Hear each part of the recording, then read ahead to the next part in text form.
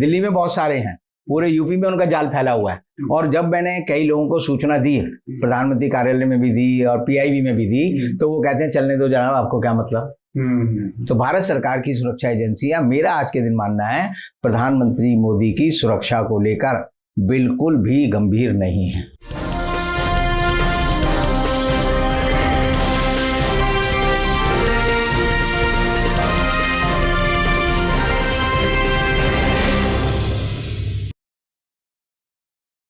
Hello, नमस्कार, आदाब, सत श्री अकाल और अस्सलाम वालेकुम। मैं हूं मोहम्मद अहमद काज़मी, लेकर आया हूं आपका पसंदीदा कार्यक्रम आपके रूबरू। आज संडे है और आज हम कई इश्यूज़ पर बात करेंगे।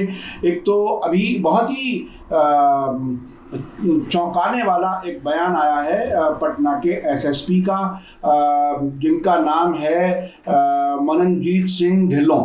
उन्होंने आरएसएस और पीएफआई के ताल्लुक से बहुत ही अहम बयान दिया है और मुझे लगता है कि इस पर ज़रूर बात होनी चाहिए, उसकी गहराई तक ज़रूर जाना चाहिए। उसके अलावा पीएम केयर फंड के सिलसिले में सरकार ने दिल्ली हाई कोर्ट में एक एफिडेविट दिया है जिसमें सारी हकीकतों को छुपाने की कोशिश की जा रही है, ऐसा अदालत की तरफ से कहा गया है। और फिर से डिटेल्ड एक एफिडेविट सरकार से मांगा है, वो बहुत ही अहम है। और श्रीलंका में क्या कुछ हो रहा है, किस तरह से अक्सर ये बात हो रही है कि भारत को सीखना चाहिए श्रीलंका से, लेकिन सरकार को सीखना चाहिए या जनता को सीखना चाहिए, ये एक बड़ा सवाल है। इस पर बात करेंगे। और इसके अलावा हमारा रुपया डॉलर के सामने फिर नीचे गिरा है, जिसको आमतौर पर भक्त लोग ये कह देते हैं कि साहब ये तरक्की हो रही है, यानी रुपए की तरक्की हो रही है। उल्टी, मतलब ऐसी उल्टी सोच लोगों में पैदा कर दी कि 100 रुपए से ऊपर अगर पेट्रोल बिक रहा है तो पेट्रोल की तरक्की हो रही है, देश की तरक्की हो रही है। ये नहीं कह रहे कि महंगाई हो रही है, लोगों की जेब कट रही है। इसी तरह से रुपए की कीमत कम हो रही है, डॉलर के मुकाबले में 80 रुपए और उससे ऊपर तक की बातें हो रही हैं। इस सब पर बात करेंगे रविंदर कुमार जी से, जो राष्ट्रीय मुक्ति मोर्चा के अध्यक्ष हैं और पेशे से वकील हैं, बहुत ही बेबाक अंदाज में अपनी बात रखते हैं। रविंदर कुमार जी, आप बताएं कि ये बिहार से जो खबर आई पटना से, ये बिल्कुल एक नए किस्म की बात कही गई है। अंदर अंदर तो शायद कुछ लोग सोचते समझते होंगे ऐसा, लेकिन एक सरकारी ऑफिसर अपना एक बयान देता है बाकायदा, उसको आप कितना सीरियस देखते हैं आरएसएस और पीएफआई के बारे में? पॉपुलर फ्रंट ऑफ इंडिया जिसको कहते हैं जी। बिहार के एसएसपी हैं मननजीत सिंह ढिल्लों और वो पटना के भी प्रमुख हैं इस समय। और प्रधानमंत्री मोदी को 12 तारीख को पटना जाना था। उसके बाद जो है अचानक उनका बयान कल आया और उन्होंने बयान में कहा कि पीएफआई का संगठन बिल्कुल आरएसएस की लाइनों पर काम करता है। और उसका उन्होंने विवरण दिया कि आरएसएस की तरह ही ये लोग, जैसे आरएसएस शाखा में लोगों को बुलाती है, उनको व्यायाम कराती है, उनको लाठी भांजना सिखाती है, इसी तरह पीएफआई के लोग भी लोगों को बुलाते हैं और उनको जो है शारीरिक व्यायाम करते हैं, उनके साथ जो है और तरह का यानी एक तरह से मेल जोल करके उनमें अपनी जो चरमवादी विचारधारा है उसे फैलाते हैं, ब्रेन वॉश करते हैं। और ये कहते हैं कि हमें जो है ये स्लीपर सेल बोलते हैं हम इन्हें, अंडरग्राउंड स्लीपर सेल, जो नाम कुछ और होता है, काम कुछ और होता है। तो उन्होंने कहा है कि बिहार में जो बिहार शरीफ एक जगह है जो कि पटना के काफ़ी करीब है, दरगाह है जिसकी वजह से बिहार, जी हाँ, वहाँ पर जो है पीएफआई के लोगों को उन्होंने गिरफ्तार किया। और मजे की बात यह है कि जो इसके प्रमुख संचालक हैं वो दोनों भूतपूर्व पुलिस अधिकारी हैं। मोहम्मद जलालुद्दीन है एक, और एक अतर परवेज करके है, दोनों बिहार पुलिस में काम कर चुके हैं। तो इन्होंने वहाँ के नौजवानों को इकट्ठा किया, उनको कहा कि हमें जो है देश को ताकत देनी है, इस्लाम को मजबूती देनी है, और इन्होंने उनको इकट्ठा करके उनको अपना जो, जिसे हम कहते हैं चरमपंथी बनाना, जिसे हार्डलाइनर बनाना, या जिसे के लिए एक शब्द इस्तेमाल करते हैं रेडिकलाइजेशन। तो रेडिकलाइज करना है। और उनके घर जब छापे मारे गए तो पता चला कि वहाँ पर पीएफआई का डॉक्यूमेंटेशन मिला। और पीएफआई का डॉक्यूमेंटेशन ये है कि किस तरह भारत को 2047 तक एक मुस्लिम राष्ट्र बनाना है। अच्छा अच्छा। ये उस तरह के डॉक्यूमेंटेशन थे और उसमें उन्होंने उनको बहुत सारी हिदायतें दी थी कि ये करना है। यानी तकरीबन ख्वाब एक ही किस्म का दिखाया जा रहा है, इधर दिखाया जा रहा है हिंदू राष्ट्र का, उधर वो इस्लामिक राष्ट्र बनाने की बात करते हैं। ये और सबसे बड़ी जो चौंकाने वाली बात मिली वो ये मिली कि प्रधानमंत्री मोदी पर हमला करना, उनकी हत्या या इस तरह का हरकत उनके साथ करने के भी वहाँ दस्तावेजी सबूत मिले। और इतनी बड़ी बात होने के बाद आप देखिए कि एक बड़ी अजीब सी बात है कि भीमा कोरेगांव में भी यही आरोप उन लोगों पर हैं जो वहाँ पकड़े गए महाराष्ट्र में कि ये प्रधानमंत्री की हत्या करना चाहते थे। और तब उसे जो है एक तरह से बड़ा विस्फोट किया गया और कहा गया, अखबारों के फ्रंट पेज पर आया कि प्रधानमंत्री मोदी की हत्या की साजिश। और वो लोग बंद हैं जब से 2018 से। और यहाँ पर जो है इतनी बड़ी साजिश हो गई, इतनी बड़ी घटना हो गई और उसकी खबर को आरएसएस, भारतीय जनता पार्टी, विश्व हिंदू परिषद, भारत सरकार चारों दबाने में लगे हैं। वो दबाने में से लगे हैं क्योंकि जो मानवजीत सिंह ढिल्लो है उसने एक लाइन खींच दी। उसने कहा कि जो पीएफआई कर रही है, जो सिमी कर रही थी, वही जो है आरएसएस करती है। तो एक तरह से उसने कहा एक ही तराजू के पलड़े पे, एक पलड़े पे आरएसएस को रख दिया, दूसरे पे सिमी और पीएफआई को रख दिया। और तब उससे जो है अब इनके अंदर यह है कि इस खबर को कैसे दबाया जाए। यानी मोदी जी की जान को खतरे की खबर को दबाने की कोशिश भारत सरकार के स्तर पर हो रही है और इसलिए इसकी सगबगाहट अखबारों में नहीं आती, पता ही नहीं चल रही है खबर। आपको भी नहीं पता होगी। नहीं सब अच्छा। मैं देखिए आगे बढ़ने से पहले मैं एक बात बताता हूँ। अक्सर आतंकवाद के बारे में मैं कभी कभी अपने दर्शकों को बताता हूँ कि ये बिल्कुल ऐसा है जैसे किसी एक ही जगह से लकड़ी भी भेजी जा रही है, आग भी भेजी जा रही है और फिर आग बुझाने का इंतजाम भी वहीं से। बिल्कुल बिल्कुल बिल्कुल। तो असल में जो ये सारे काम कर रहा है उसका एक खास मकसद है। एक टेररिज्म होगी तो हम कुछ और हासिल कर पाएंगे। तो क्या यहाँ भी आरएसएस जानबूझ करके पीएफआई को खड़ी कर रही है? क्या ऐसा कुछ, ऐसे कहीं इशारे मिल रहे हैं? चूंकि आम मुसलमानों का पीएफआई से कोई ताल्लुक नहीं है। नहीं, वो बात आपकी ठीक है। जैसे अब आप समझिए, मैं हमेशा कहता हूँ और सब लोग मानते भी हैं कि एक तरह की सांप्रदायिकता को खाद और असद देने का काम दूसरी तरह की सांप्रदायिकता करती है। एक तरह के अकेले जंगल में हमने अयोध्या वाले मामले में देखा है, इधर ये बाबरी मस्जिद एक्शन कमेटी और तकरीबन हर दिन स्टेटमेंट जारी किए, एक सी सूचना रहती थी कि हमारी प्रेस कॉन्फ्रेंस 10 बजे है। वो कहते थे हमारी 10:30 है। वो बताते थे हमारी 10:30 है, वो कहते थे हमारी 11 बजे। हाँ, तो वो देखिए मिल करके खेल खेला जाता है, अपने ही लोग दूसरी तरफ खड़े किए जाते हैं, जिसे फिक्स मैच कहते हैं ना, जिसको नूरा कुश्ती भी कह देते हैं। तो ये नूरा कुश्ती की तैयारी, और इस नूरा कुश्ती में सबसे अफसोसनाक बात यह है कि आम आदमी उसमें पिसता है। चाहे वो टेररिज्म की शक्ल में हो, चाहे हिंदू मुस्लिम झगड़े की शक्ल में हो, चाहे कर्फ्यू के नतीजे में बेरोजगारी और सारी मुसीबतें जो होती हैं उस समय हो। तो ये खेल मिल करके खेला जाता है आमतौर पर। ऐसी बहुत सी दुनिया भर में मिसाल। देखिए आज के समय में जो है पीएफआई का दायरा जो है दिन पे दिन बढ़ता जा रहा है और बढ़ता यहाँ तक जा रहा है कि मैं किसी चीज़ की जांच कर रहा था तो मुझे तक पता चला कि जो पीआईबी के एक्रेडिटेड जर्नलिस्ट हैं उनमें कई पीएफआई के समर्थक हैं। दिल्ली में बहुत सारे हैं, पूरे यूपी में उनका जाल फैला हुआ है। और जब मैंने कई लोगों को सूचना दी, प्रधानमंत्री कार्यालय में भी दी और पीआईबी में भी दी, तो वो कहते हैं चलने दो जनाब, आपको क्या मतलब। तो भारत सरकार की सुरक्षा एजेंसियां, मेरा आज के दिन मानना है, प्रधानमंत्री मोदी की सुरक्षा को लेकर बिल्कुल भी गंभीर नहीं है।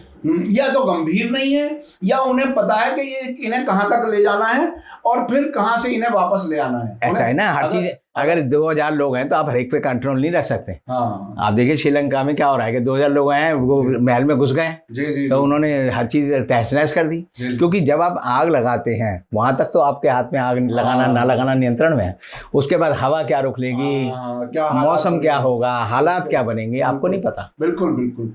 और अगर कहीं भी किसी भी तरह से चूंकि नरेंद्र मोदी जी से की सियासी उनके नजरिए कहीं कोई क्रिटिसाइज किया जा सकता है, नहीं, हम लोग एक एस्ट्रोलॉजिकली कुछ निकालते रहते हैं। अब आप देखिए कि मैंने 12 तारीख को एक इंटरव्यू में दे रहा था यूट्यूब चैनल पे, तो मैंने कहा कि मोदी जी का आज से बुरा समय शुरू हो रहा है, क्योंकि जो शनि महाराज हैं वो रेट्रोग्रेड होकर अब मकर राशि में जा रहे हैं और ऐसा समय जो है 23 अक्टूबर तक चलेगा।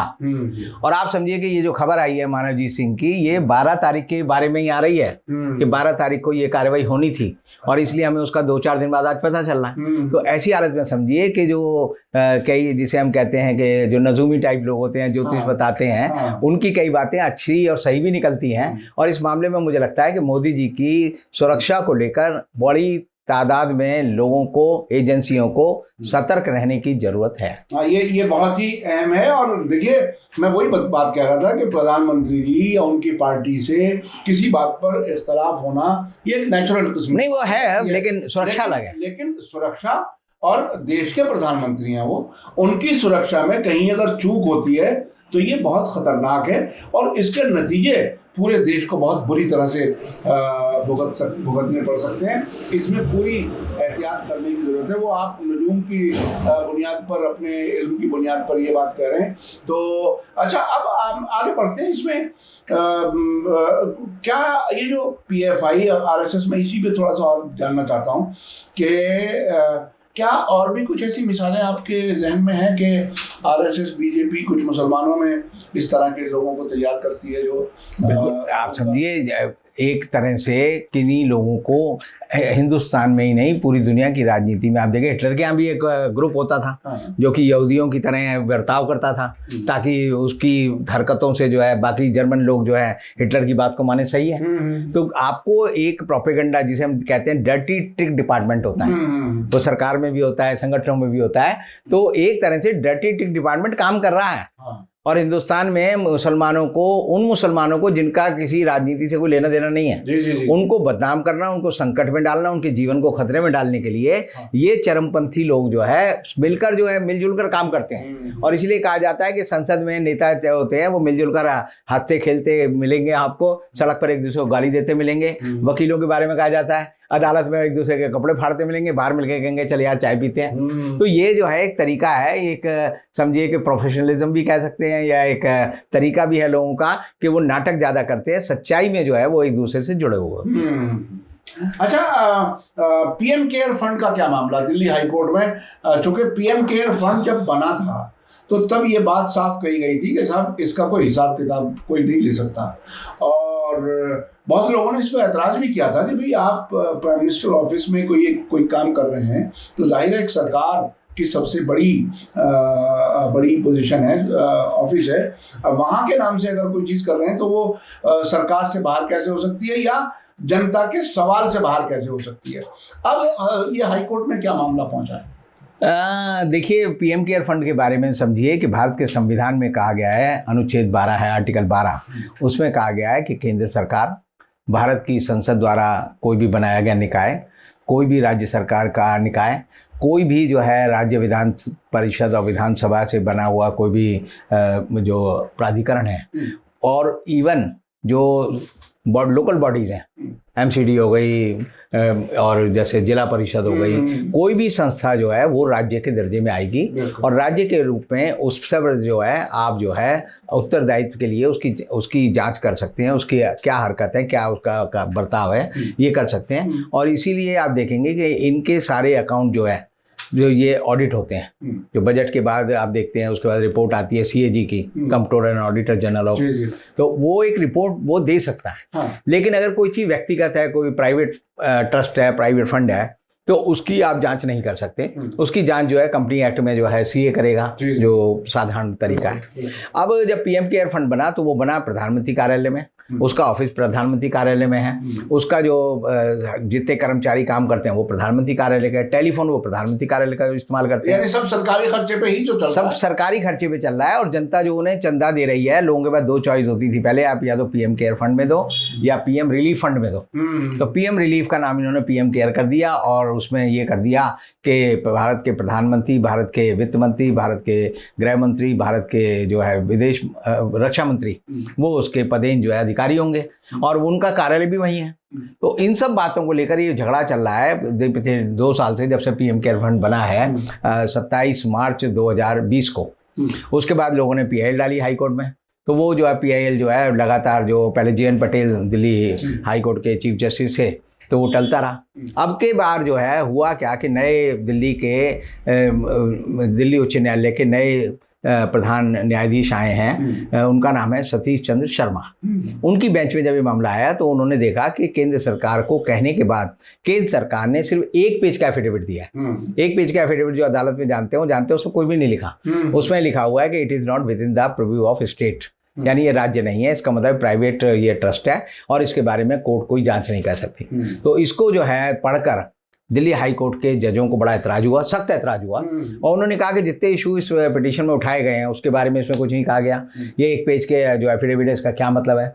तो उन्होंने कहा कि ये किसी बारे में बोलता भी नहीं है। तो एक तरह से उन्होंने कड़ी डांट जो है केंद्र सरकार के जो सॉलिसिटर जनरल हैं उनको लगाई और उनको कहा कि आप एक डिटेल्ड, एक विस्तृत जो है, जो सारे मुद्दे उनको टच करता हुआ, उनका जवाब देता हुआ एक एफिडेविट फाइल करोगे और हम इसको 30 दिन बाद फिर सुनेंगे अगस्त में। तो इसलिए ये मुद्दा जो है एक तरह से मोदी सरकार के गले की बड़ी हड्डी बनने वाला है, क्योंकि जो आज भी इसमें 3700 करोड़ रुपए से ज़्यादा का फंड इकट्ठा है। और आप देखिए इसमें जो है, जो कोरोना काल में जो आईसीयू में बहुत सारे वो लगे थे, मशीनें लगी थी, वो सारी मशीनें जो है बाद में जांच में पता चला कि 10,000 वो मशीनें खरीदी गई और 10,000 मशीनें वो है सारी खराब निकली, बहुत सारी तो खुली भी नहीं। जी। और वो ऐसे कॉन्ट्रैक्टर को, ऐसे सप्लायर को दी गई जो कि ऐसा काम करते ही नहीं थे। जी। तो उसमें वो सारा पैसा भी गया, उसमें बहुत सारे मरीज भी मरे। और इसलिए जो है ये मुद्दा इसलिए इम्पोर्टेंट है कि जैसे ही ये प्रूव होगा कि ये जो है एक राज्य है, ये स्टेट है विद इन द स्टेट, तो उसकी जांच जो है सीबीआई को करनी पड़ेगी और जितने लोग उसमें शामिल मिलेंगे वो सब जो है जेल जाएंगे। ये उसमें तो देखिए वो वक्त जो कोरोना का था, हालांकि कुछ लोग उसको झूठ और गलत भी कहते हैं, वो एक अलग एक बहस है, लेकिन जान बचाने वाले काम में खुला करप्शन हुआ। फिर खुला क्या, यानी समझिए लोगों की जान जबरदस्ती मशीनों से ले ली, बिल्कुल जबरदस्ती मारा गया लोगों को एक तरह से।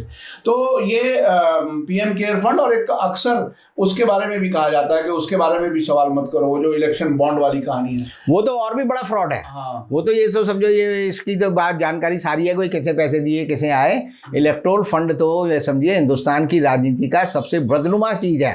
और मजे की बात है कि सुप्रीम कोर्ट में पिछले 4 साल से पेंडिंग है और सुप्रीम कोर्ट उस पर डेट देने के अलावा कोई काम नहीं करता। और खुद एक तरह से डेमोक्रेसी के लिए बहुत बड़ा खतरा है। वो तो बिकी हुई डेमोक्रेसी है। कोई भी विदेश सीआईए उसमें पैसे देके जो है किसी पार्टी को खड़ा कर सकती है। पीएलए जो है चीन की है, वो किसी को खड़ा कर सकती है। केजीबी किसी को पैसा देके खड़ा कर सकती है। यानी हिंदुस्तान में अंतर्राष्ट्रीय ताकतें पैसे के बल पे हिंदुस्तान की राजनीति को उसकी आड़ में प्रभावित कर सकती हैं और उस पर किसी का ध्यान नहीं है। ये बहुत बहुत ही खतरनाक सूरत हाल है और ये सब इस सरकार के दौरान हो रहा है। खूब मजे से हो रहा है, खुले जिसे कहते हैं। और चीन का नाम प्रधानमंत्री जी लेते ही नहीं है, वो बात आप हिम्मत ही नहीं है, वो तो हिम्मत के सामने है। तो ये इस तरह से सरकार चल रही है। जो कुछ है हम सिर्फ आपको याद दिला रहे हैं, बता रहे हैं। अच्छा, इसके अलावा ये डॉलर और रुपए वाली कहानी क्या है, आखिर कहाँ तक जाके रुकेगी बात?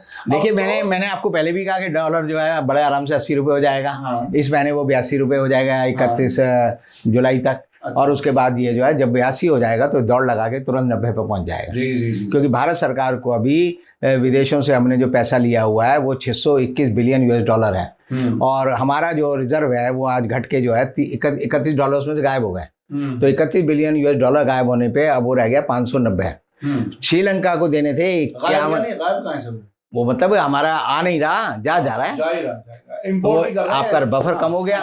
अब देखिए कि श्रीलंका में जो इतना लोगों में जल आया हुआ है, क्रांति हो रही है, लोग हर जगह जो है सरकार के खिलाफ खड़े हो गए हैं, तो उनको सिर्फ 51 बिलियन US डॉलर का कर चुकाना था जो वो नहीं चुका पाए और अभी हमें 267 बिलियन डॉलर का कर चुकाना है। इसमें से तो हमारी हालत भी वैसी ही है। इसीलिए अभी आपने देखा होगा रिजर्व बैंक ने 2-4 दिन पहले कहा कि हम जो है अब जो है विदेशी व्यापार जो है डॉलर की टर्म्स में नहीं करेंगे, रुपये की टर्म में करेंगे। अच्छा। कि डॉलर को हमने हटा दिया, डॉलर का संकट ही खत्म हो गया। लेकिन कोई नहीं पता कि अगर कोई विदेशी आदमी आते है हिंदुस्तान में और वो कोई चीज़ सप्लाई करता है या खरीदता है तो उसको उसके लिए रुपया देना पड़ेगा। रुपया अगर वो यहाँ से ले जाना है तो ले जाना, हिंदुस्तान से अब रुपया नहीं ले आ सकते, डॉलर नहीं ले आ सकते।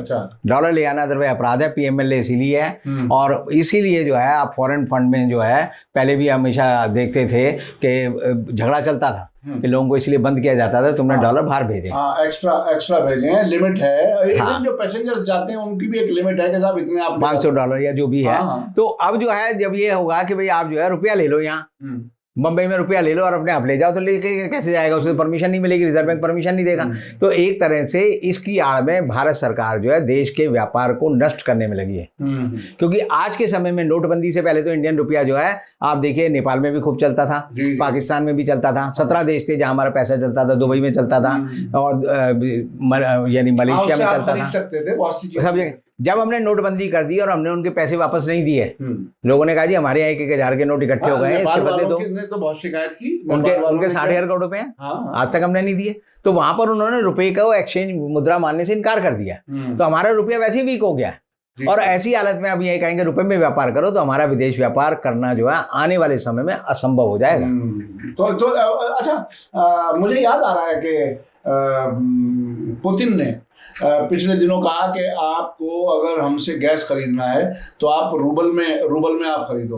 तो उसका मन क्या ये नहीं है कि वो रूबल में खरीदने का मतलब ये है कि वो अपना एक्सपोर्ट बढ़ाना चाहते हैं उसके जरिए? नहीं, वो चूंकि उस पर रोक लगा दी है कि डॉलर में तेरा एक्सचेंज नहीं होगा, तो उसे पैसे की जरूरत है।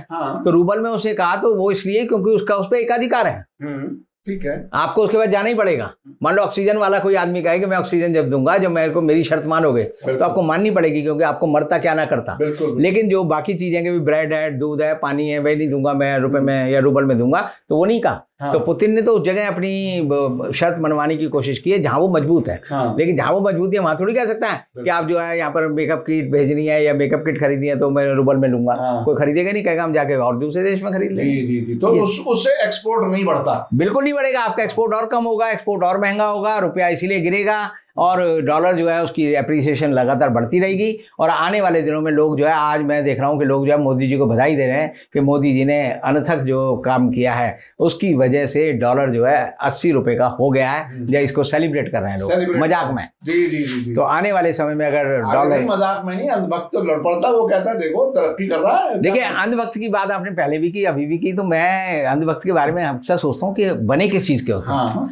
तो मैं गोस्वामी तुलसीदास की जो रामचरितमानस है उनमें एक चौपाई आती है कि जाको प्रभु दारुण दुख देहि ताकि मति पहले हर ले, कि जिसको आदमी को दारुण दुख देना है, कि कई आदमी होते हैं उनकी सन्निपात हो जाता है, उनकी सोचे समझने की शक्ति खत्म हो जाती है, तो वो क्या करते हैं अपने गौमूत्र में भी, अपने मूत्र में, अपने मल में भी हाथ वाथ मलते रहते हैं। तो वो इसी होता है कि दारुण दुख है, दुख है कि देखेगा जी कैसे जीवन जी रहा है। तो अंधभक्त भी वो जो है दारुण दुख देखते हैं। और जैसा कि एस्ट्रोलॉजी की बात कर रहा हूँ, एक बात मैं निजी अनुभव की कह रहा हूँ कि एक महिला थी, मैं उसकी पत्री देख रहा था, मेरी करीबी महिला है, तो मैंने देखी तो मैंने पाया कि इस औरत को 10 जुलाई तक बड़ा दुख मिलेगा। अच्छा, और 10 जुलाई तक बड़ा दुख मिलेगा। तो मैंने बातचीत में उसे समझाया कि 10 जुलाई तक तुम्हारा समय बड़ा खराब है। फिर मैंने और आगे देखा तो मेरे को लगा ये 10 अगस्त तक इसका समय बहुत खराब है। अच्छा, तो मजे की बात ये हुई, मैंने उसको ये बात कही और कहने के अगले दिन बाद वो औरत जो है एक तरह से जिसे कहते हैं ना, जो रेशम का कीड़ा होता है वो अपने कोकून में समा जाता है, घुस जाता है, वो ऐसे ही गायब हो गई। अच्छा। अब जैसे हमें एस्ट्रोलॉजिकली निकालते हैं तो हम तो व्यक्ति को देखते हैं कि भाई इसके जीवन में दुख लिखा था, इसके जीवन में ये पीड़ा लिखी थी, तो ये हो रहा है, ग्रह कर रहे हैं या जो भाग्य नियति कर रही है, तो उसकी मति खराब हो जाती है।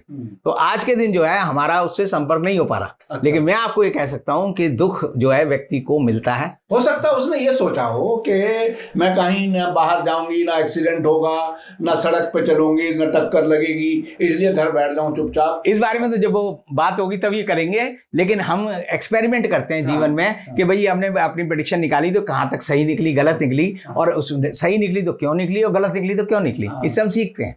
तो अंधभक्त जो है वो भी इसी तरह के होते हैं। जी। अच्छा, सीखने की बात आपने की, श्रीलंका से क्या कुछ सीखें, ये एक सवाल है। सरकार सीखे या जनता सीखे? क्या जनता राष्ट्रपति भवन में जाएगी या सरकार इस्तीफा देगी? क्या चीज सीखने की है?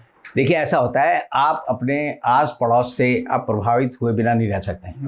ग्लोबल एनवायरनमेंट यही है, ग्लोबल वार्मिंग यही है कि अगर जो है चीन में कोयले का इस्तेमाल होगा तो हिंदुस्तान में मौसम पे फर्क पड़ेगा। बिल्कुल। और फिलॉसफी में कहा जाता है, जो विंगस्टन एक बहुत बड़े वो हुए विचारक, उन्होंने कहा है कि अगर पेरिस में तितली पंख फड़फड़ाएगी तो उसका असर जो है ट्यूनीशिया पे होगा। तो ट्यूनीशिया की क्रांति को इस तरह बताया गया था। तो अब आप ऐसी हालत में समझिए कि जो एक तितली के पंख फड़फड़ाने से ट्यूनीशिया में क्रांति हो सकती है, तो श्रीलंका के जलने से हिंदुस्तान के लोग नहीं देख रहे। आप देखिए लगातार एक बार एक वीडियो या इस तरह की एक बहस सी चलाई जा रही है कि हिंदुस्तान में श्रीलंका जैसे हालात क्यों नहीं बन सकते हैं। उसके लिए वो बड़े बड़े दावे करते हैं जी ये है ये है ये है। इसका मतलब ये है कि उनके मन में है डर बैठा हुआ है कि जो बाढ़ का पानी है, जो आग है, जो जला है, वो वहां से यहाँ आ सकता है। और आ सकता है इसलिए क्योंकि हम सबसे करीब हैं, हम सबसे करीब देख रहे हैं। नहीं साहब, उसको एक तरह से और भी कह रहे हैं लोग कि जिस तरह से वहां नफरत की सियासत हुई, जिस तरह से वहां अंधभक्त बनाया गया, ऐसे ही यहाँ भी बनाया जा रहा है। तो यहाँ तो मैंने कहा ही ना, अंधभक्तों के लिए दारुण दुख जाको प्रभु दारुण दुख देही ताकि मति पहले हर ले। तो अंधभक्तों की मति पहले ही खत्म हो गई है। अगर किसी अंधभक्त से कहो भाई 2 और 2 4 नहीं होते, 5 होते हैं, मोदी जी ने कहा है, तो वो कहेगा 5 ही होते हैं क्योंकि मोदी जी ने कहा है। तो अंधभक्त जो है साहब, लॉकडाउन पर जो लोग पैदल चले 1000 किलोमीटर, उन तक की भी कहानियां आई कि वो कह रहे थे कि साहब मोदी जी ने बचा लिया, ये जो सब मर जाते हैं, सब मर जाते हैं, और ये जो जमात वाले ना इन्होंने पूरे देश में वो फैला दिया। तो 1000 किलोमीटर पैदल चलने के बाद भी वो अंधभक्त उसी तरह से सोचता रहा। ये एक बहुत बड़ी बात है। और अभी जो खबरें आ रही हैं कोलंबो से, उस भीड़ में जो राष्ट्रपति भवन में घुसी हुई है, जो प्रधानमंत्री के ऑफिस में पहुंची हुई है, उसमें वो अक्सर वो अंधभक्ति है। जब वो भूखने लगी है तो अब उन्हें लगा कि ये तो सब कुछ लुट गया, क्या हो गया। बिल्कुल। तो ये बहुत ही, और कुछ आप कहना चाहते हो श्रीलंका? नहीं, ये तो आप समझिए, अंधभक्त होना एक दिमागी कर्तव्य है, आपका दिमाग बंद हो गया। लेकिन भूख, प्यास, नींद, ठीक है ना, वो तो सबको नॉर्मल, वो एक आपका एक फिजिकल नीड है। बिल्कुल, बेसिक इंस्टिंक्ट है आपकी, उससे आप बच नहीं सकते। यानी अभी आप देखिए कि एक औरत थी जिसने एक कुत्ता पाला, खुखार कुत्ता, और उस कुत्ते ने अपनी मालकिन को, 80 साल की मालकिन को काट कर मार दिया। खबर आपने पढ़ी सामने। तो उस कुत्ते की तो इंस्टिंक्ट है, चाहे वो कितना ही पाल लो, मालकिन ने पाला कितना ही पाला, लेकिन जब कुत्ता नाराज हुआ तो उसने क्या किया, अपनी मालकिन को काट कर मार दिया। तो ये भक्त जो है आने वाले समय में इन्हीं तरह के कुत्तों में कब बदल जाएं, कह नहीं सकते। ये बहुत खतरनाक बात है। और देखिए, हमारा देश नॉर्मल क्यों नहीं चल सकता, ये एक अपने आप में एक सवाल है। क्या अब से पहले नॉर्मल नहीं चल रहा था? क्यों ऐसे हालात क्यों बनाए जा रहे हैं? ये अपने आप में बहुत बड़ा सवाल है। हमें, आपको सभी को गौर करने की जरूरत है। आखिर मैं तो कभी कभी इस तरह से सोचता हूँ कि आखिर किसने सुपारी ली हुई है हिंदुस्तान को बर्बाद करने की, हिंदुस्तान को बर्बाद करने की। और मेरा तो अपना एक असेसमेंट है, इंटरनेशनल अफेयर्स में मैं कुछ थोड़ी बहुत जानकारी मेरी है। जहां जहां इजराइल और अमेरिका दोस्त बन के आते हैं, उन मुल्कों में तबाही वो कराने का इंतजाम करते हैं, इंटरनल भी कराते हैं और पड़ोसियों से भी ताल्लुकात खराब कराते हैं, ताकि उनके छोटे हथियार बड़े हथियार बिक सकें, और सियासी फैसलों में वो इन्वॉल्व रहते हैं। तो ये बहुत ही अहम बात है। गौर कीजिए, हमारा देश नॉर्मल क्यों नहीं चल सकता? आखिर हम इतनी परेशानियों से क्यों गुजर रहे हैं? आखिर सरकार क्या चाहती है? आखिर सरकार किसके कहने से ये सब कर रही है? क्या नतीजा निकलेगा? क्या वाकई सब अंधभक्तों का पेट हिंदू राष्ट्र बनने से हो जाएगा? ये सारे सवालात हैं जिन पर बहरहाल गौर करने की जरूरत है। बहुत बहुत शुक्रिया रविंद्र कुमार जी, आपने समय दिया। इसी के साथ मुझे दीजिए इजाजत। धन्यवाद, शुक्रिया। जय भारत, जय हिंद।